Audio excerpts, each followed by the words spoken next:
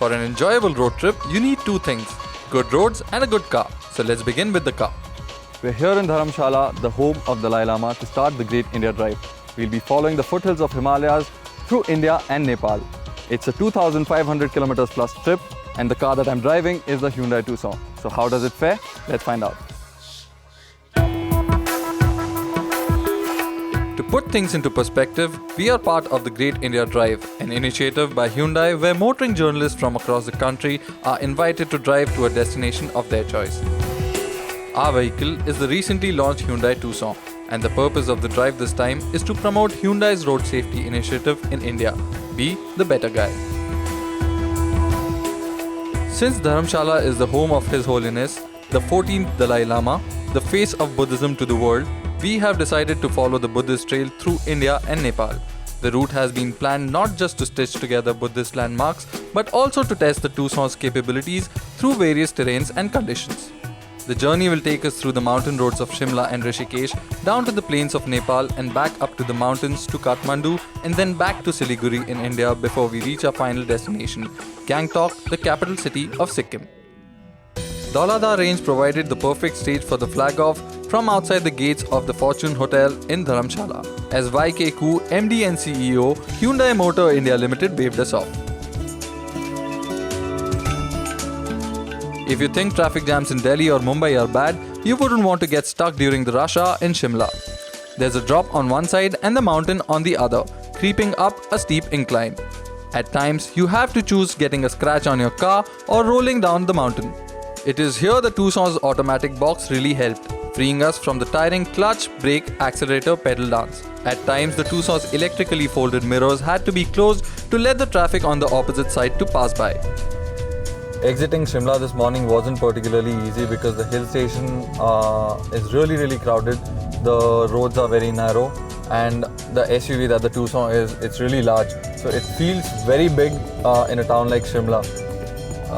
But things got really better after we crossed Solan, and now we are heading to Nahan, and the road here is absolutely delightful. It's full of curves and the surface is really good, so I'm really enjoying it. The 80-odd kilometers between Solan and Nahan had little traffic, smooth black asphalt and engaging curves. We would love to drive this stretch again and again. Unfortunately, we have a schedule to stick to, but we promise to be back.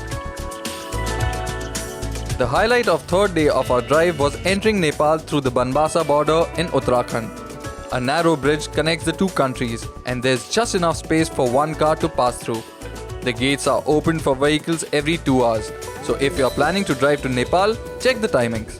It's relatively painless as long as you have the original papers of the car as well as your driving license. 3 days and 1,000 kilometers later, we've crossed into Nepal. We've just completed the necessary procedures, including the customs and the temporary registration. The Tucson is now officially ready to drive on the roads of Nepal. It is past sunset by the time we enter Nepal, where we spend the night at Mahendranagar. We have clocked over 1,000 kilometers by this time, driving long hours through all sorts of terrain and road conditions. But the big SUV is running without a hiccup or breaking a sweat.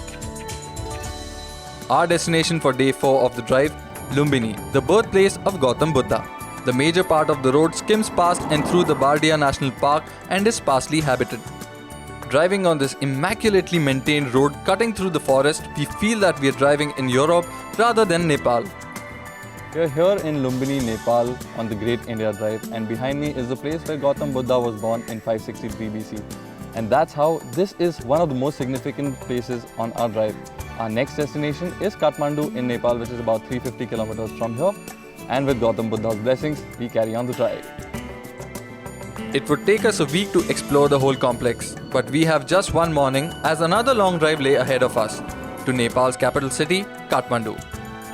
We're on our way to Kathmandu and 138 kilometers more to go, but we've hit a roadblock because there's road construction going on up ahead. They say it will open up in another hour or so. There's no option but to wait. The road between Narayangarh and Mungling, a 36-kilometer stretch, is closed every day between 10 am to 4 pm to facilitate road building. When we finally drive into the closed section, we realize that there is no road but just a boulder-strewn dirt track. Bad visibility and a rough road slow us down to nearly a crawl, and it takes us 2 hours to cross the 36-kilometer stretch. It meant that the run to Kathmandu has to be done in the dark. Kathmandu has gone to bed by the time we arrive at our hotel. We are tired but elated. We are halfway through our journey and we'll be spending the whole of next day in Kathmandu before turning back towards India, and that is another story.